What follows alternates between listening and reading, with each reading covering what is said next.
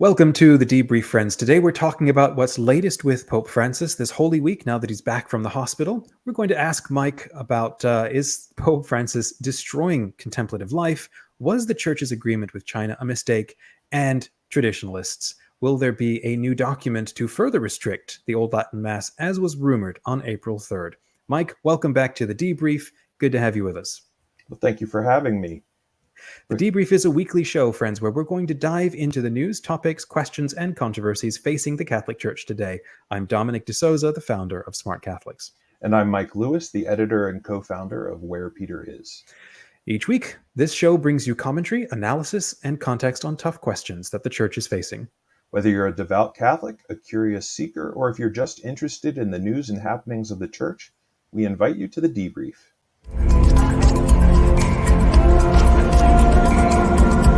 Okay, let's talk about what's the latest with Pope Francis. He was rushed to the hospital.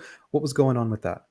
So I think I want to say it was Wednesday after his Wednesday audience, there were reports that the Pope was feeling chest pains and was rushed to the hospital in an ambulance. That was according to Italian news sources. The official Vatican line at first was that he was going to the hospital for scheduled tests. Obviously, it sounded a little bit more urgent than that, Urgent, yeah. or more serious. But he stayed in the hospital for a couple of days. They said he had a bronchial infection. Now, obviously, he had for those of you who don't know, when he was a young adult, he actually had a very serious lung infection and had to have part of his lung removed. So I don't know if it's related. If his current situation is related to his earlier problems, but needless to say, Friday night he was eating pizza with the hospital employees.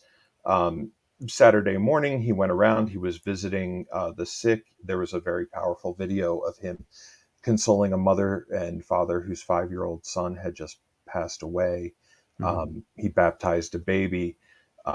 He seemed to be standing pretty well. Obviously, Business as usual. He's been using his wheelchair more often, but by Palm Sunday, he was back overseeing that mass. He delivered the homily. So, he's 86 years old. Obviously, someone's health can take a very dramatic turn. And, I'm 40, I'm half his age. I'm 43, and I had a near-death experience a month ago. An allergic reaction to something, and we don't even know what caused it. So rumors that he's violently, or that he has some dire illness are probably overplayed. But you always have to be concerned when someone his age suffers some kind of infection or some kind of. And now that we're 10 years into his papacy, his two predecessors have two different kind of models. I mean, he's expressed papacy for life if he's able to stand up to it. But with the passing of John Paul II and then the retiring of Benedict XVI, do you have a sense of how he might handle that if his health condition continues to worsen? Well, he's actually reinforced very strongly that he believes the papacy is for life. I don't know if it's because he's reflected on the aftermath of Benedict's death, and a lot of people have been using that. There were a lot of attacks on him in the first couple of months after, in January and February after Benedict passed away. So I don't know if he's reflected on it more, or if he just wants to dispel rumors that he's planning on retiring anytime soon. He's been very forthright a little about his illnesses. I know when John Paul got sick, it took them a few years, even though his hands were obviously shaky, for the Vatican to actually admit he had Parkinson's.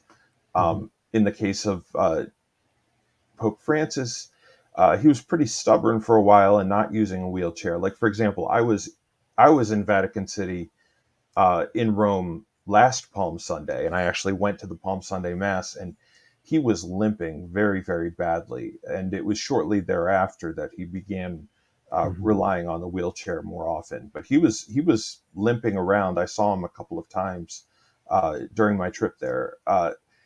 I think he has a very matter of fact sense of the aging and dying process. He even Hmm. gave a catechesis of Wednesday audiences on the elderly.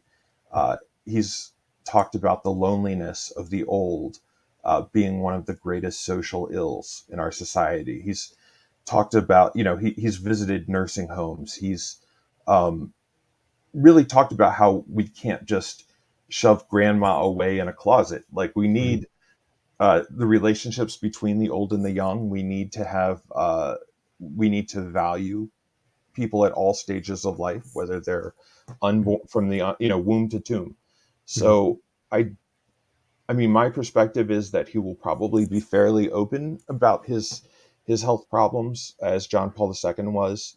Hmm. Um, but if he reaches a point where intellectually or physically he's just not able to Hmm. perform the role, I still wouldn't rule out a resignation. But that's Okay. just my sense. Good deal. All right, let's move on to our next talking point. Is he destroying contemplative life? Where Peter has recently put out a post about nuns speaking for themselves. What's going on there? So this goes back to the documents Cor Orans and let me see if I can get the name right.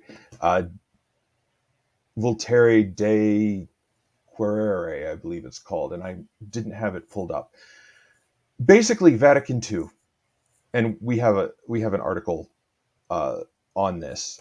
Um, Vatican II called for reorganization of um, different religious groups, and basically what happened was in 2016 and 2018, the Vatican finally put out documents for contemplative nuns, cloistered nuns, contemplative women religious. Um, and there were some revisions within it about uh, formation time, um, the chain of command. Do we have to ask the bishop to do this? Some things were reassigned to the mother superior. Certain issues, one that I believe was brought up was the amount of time that a cloistered nun can request to be away from the monastery. Hmm. Uh, and they gave the example of um, one nun who her her mom was ill, her dad had passed away. Uh, Basically, she helped take care of her mother in the last few weeks of her life, and then had to arrange her estate, had to get her house sold, Hmm. that sort of thing. And because a lot of times nowadays people join monasteries, miles and miles away from where they live, where they grew up, as opposed to you know a century ago, people would just go to the local Carmelite monastery. Hmm. Now it's let me look at the one in California. Let me look at the one in Rochester. Let me look at the one in New Jersey, and then they would discern into one of them. Hmm. Um, and if there was a family emergency and time, people need to go back. Another thing is handling of social media, handling of internet. Hmm. Um, these kinds of things weren't in the last document that was published back in 1950. Hmm. Another issue that came up was requiring monasteries and particular religious orders to join associations. Hmm. Um, so basically, it would be a group of 10 Carmelite monasteries or 10 Benedictine monasteries or 15 Passionist uh, monasteries would basically they would share resources in terms of formation, um, learning from each other, education, basically building stronger ties. Now, unfortunately, what's happened in the United States, and now there are rumors of this kind of thing going on in Italy and in France. A lot of the nuns are very resistant to these teachings. Okay. Um, or to these changes, and they want everything to remain the same. And there has been a media campaign that's gone through a lot of the traditionalist websites like The Remnant, LifeSite News, Crisis Magazine, basically saying that Pope Francis has declared war on contemplative nuns. Hmm. Being contemplative nuns, it's not like the nuns who disagree are really out there in the world defending themselves. Where Peter is, we it's interesting. We got an unsolicited email from Sister Gabriella, and who's a cloistered Carmelite nun who lives in Flemington, New Jersey, in a Carmel there. And her association was embroiled in this controversy where where there was a congregation of traditionalist Mhm. Carmelites who didn't want to follow core orans. Anyway, to make a long story short, she has been writing for us for Where Peter Is, and Mhm. she just launched her own website now, um, seekingthefaceofgod.org, by Sister Gabriella of the Incarnation. So that's one of the two things that we announced. And then there's also cloisteredlife.com, which is for, it's Vultum de Querere, by the way. I found the article. Mhm. Um, cloisteredlife.com is from the Institutes of Religious Life, and they are putting forth articles written by and for cloistered nuns about their lives, about themselves. Mhm. Um, it's a good way to help remind us that cloistered nuns are still there. You know, they live these hidden lives. They pray for you and me. Mhm. They pray for the church. Their prayers, the benefits of their prayers are incalculable. Um, but it's just another avenue for, especially utilizing modern technology, Mhm. responding to these new directives. Let's talk about religious life. Let's talk about the spiritual reflections that we've been doing. Let's talk about vocations and what the life of a nun is. So these are, Mm. Yeah, um, more importantly, it's giving them the voice to be able to speak on their own terms, as opposed to having influencers or news outlets speak on their behalf, or as we've seen a lot of times, hijack the conversation. So that's very exciting. yeah. Speaking of hijacking conversations, we've had a lot of news outlets and discussion on what's happening with the church in relation to China, and we wanted to talk a little bit about the Bishop of Shanghai and whether the church's agreement with China was a mistake. Can you bring us up to speed with what's happening there? Yeah, I mean, basically, the Vatican has announced, well, first the Chinese church announced that a new bishop, Monsignor Shen, was installed by the Chinese bishops as the Bishop of Shanghai. Now, this see has been vacant for about 10 years. I believe their previous bishop actually renounced his association in the Chinese Patriotic Association as soon as I believe, during his first mass as bishop, or at the end of his installation mass, Hmm. um, which was a bold move. And so then he was arrested, and then he's been virtually under house arrest in a seminary. Oh, Um, wow. so the Vatican and the Chinese Church, or the Chinese, this Chinese Patriotic Association, they worked out this deal in 2018. Um, Nobody, and this is the thing, nobody looks at China as a trustworthy partner to make an agreement. What the deal sought to do was to unify the Church of China, to regularize the bishops that weren't recognized by the state, to basically make them legal, the unregistered or so-called underground churches. And it was also to bring those that were associated with the Patriotic Association back into full communion with the church. There have been some successes. The Vatican has always described it as a modest step. Um, Recently, prior to this, a few months ago, the Chinese bishops transferred a bishop from one diocese. He was a legal bishop, a Rome recognized bishop, but they transferred him to a new diocese uh, without Rome's express permission. It was a challenge to the Mhm. Vatican, and this seems like an even bigger challenge. It's actual straightforward defiance. Mhm. Um, I mean, that's not to say that the deal wasn't the only option that they had. Um, I don't know what the alternative is. It's not like they had any leverage in the negotiation. Mhm. They cautiously accepted the deal, and they expressed that it was a step in the right direction. But obviously, there's certainly a long way to go, and if China isn't going to honor the deal, um, it's not worth what, the paper that it's written on. Mhm. Uh, In terms of a brief orientation, I mean, this is a very complex and long-running issue where the government of a country is actively involved with the church, and how, and Rome is trying to negotiate that to avoid further complications with Catholics on the ground in a very immediate way that we don't experience in the First World West or America. Is there a quick sense, or that a thumbnail overview you can give us about yeah, the and difficulty with these negotiations? it's, well, the negotiations. I mean, it goes back to the 1940s and the 1950s. Obviously, China is an atheistic government, um, and during the Cultural Revolution from 1966 to 1976, all religious people were persecuted. All Christians were persecuted, whether you were part of the underground church or the official church. Mhm. But the basic idea is that it's not necessarily a monolith.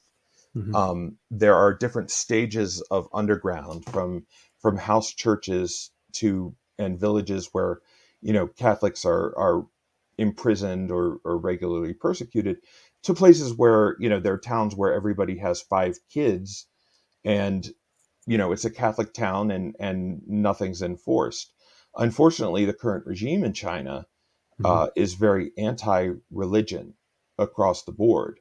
Um, you hear these stories about you know churches being bulldozed, um, and these are actually, a lot of them are Protestant churches.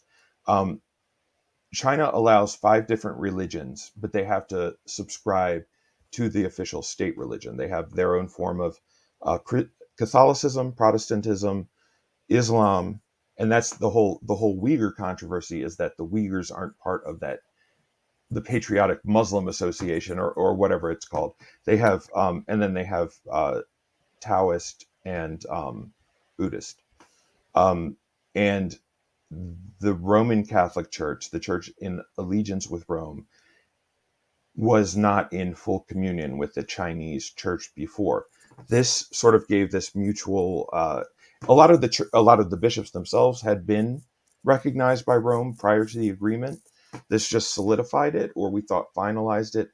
But Mhm. obviously, we've got a long way to go. And if we look at the way that China has been treating religion over the last few years, it's you know things may get worse before they get better, unfortunately. But Okay. it's a complicated situation. Um, the deal, they would have made this appointment had the deal not been there. The fact that they're breaking the deal makes it worse. Mhm. Um, but it's a situation that we need to pray for. Obviously, full religious freedom, Mhm. as the church teaches, would be the ideal in China, um, and it's going to take a lot to get us there. Talking about religious freedom and communion with the church, there were rumors that on April 3rd, a new document would further restrict the Old Latin Mass, causing additional concerns among uh, followers and adherents to the Old Latin Mass. What's the deal going on with there? What is this document? Did it come out on April 3rd, or has that been bumped down the No, road? nothing came out on April 3rd. I don't know if I mean, the rumors are so strong that it seems like there would be something that is going to come out. I don't know what format it's going to be in. People thought April 3rd would be the date of release because it would have been the anniversary of Missale Romanum, which was the apostolic letter from Paul VI implementing the new missal. Um, it seems to me that there still needs to be a document about the priestly associations, like the Fraternity of St. Peter, the Institute of Christ the King, these groups that are tied to the traditional Latin Mass. Obviously, the Pope has expressed his agreement, or his intention, that we all return to one common form of the Roman Rite. Mhm. Um, and so my guess is that this document would probably um, start moving those associations in that direction. But what Mhm. form that would take, I don't know. Obviously, one of the symbols is the Chrism Mass. which is, held during Holy Week, traditionally on Holy Thursday, where the bishop and all of the priests of his diocese get together and can celebrate a mass where they bless the sacred oils that will be used throughout the year for different Mhm. religious rites. There have been some issues where priests of these societies have refused to concelebrate with the local bishop, with their brother priests.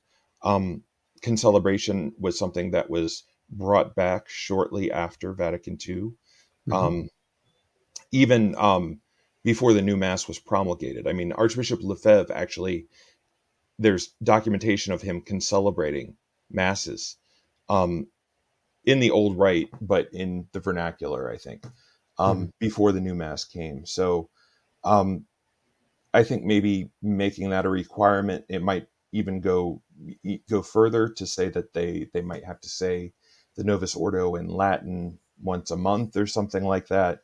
Mhm. Um, I think the idea is that the experiment of allowing wider use of the old rite, which was not Paul VI's intention at all. He Mhm. foresaw it phasing out. I think that the experiment has led to radicalism and widespread rejection of Vatican II. And so that was going to be my follow-up Yeah. question. Why can't these rites coexist the same way that there are multiple other beautifully enriching rites all around the world, from different periods of church's history? Why can't these coexist? Well, there are a couple of theological reasons why that would be inadvisable. One of which is, despite what traditionalists will tell you, from the church's official position, the current Roman rite, the Novus Ordo, is the current version of the Roman Missal. Mhm. You can hear my daughter singing in the It's a background, family maybe. show. It is. And so, whereas a traditionalist will tell you that this is a whole new rite and that the real Roman rite is ended at the 1962 Missal. Mhm. Well, that's not what the church says. The current rite reflects all of the theological changes that have taken place in the 400 years since the Council of Trent, since Pius V put forth the his version of the Roman Missal in 1570. Um, and I mean, the other reason is, if it was just a pastoral accommodation and people were just content to be able to attend the form that they like, um, that would be one thing. But as wherever we look in the traditionalist space, we see this rebellion against the Pope. We see this criticism of Vatican II. We see this ridiculing of people who attend the normative rite of the Mass as not Mhm. being as Catholic or not being real Catholics. And these are the building blocks of dissent right there, or the first cracks um, Yeah. of schism. And I think the Holy Father is wise to just, let's just cut our losses. Let's try to Mhm. move forward together and set us back on that path that Paul VI laid out. Beautiful. Well, Mike, hey, thank you for the debrief this week. And speaking of schism, next week we plan on the hot topic in many Catholic circles, which is questions about the German synodal way. So stay tuned for next week. We plan on chatting about that one. Available links from today's conversation are available in the description. Again, this conversation is brought to you by SmartCatholics.com, the free online community for millennials, creators, and learners. Join our free and private Where Peter Is group to ask questions, share insights, and suggest your topics for our next episode. Yes, and visit wherepeteris.com to read articles, commentaries, and spiritual reflections by and for faithful Catholics who support the mission and vision of Pope Francis. Share this episode, friends, with your family or friends or followers. Hit the subscribe button, hit the like button so that you don't miss another episode of the debrief. And if you're interested in supporting us even more, consider becoming a Patreon sponsor for Where Peter Is. Your generosity will help us continue to bring valuable content to you and to enhance the quality of the show. Thanks again for joining us. When it comes to news and controversies in the Catholic Church, stay curious, informed, and engaged. God bless you.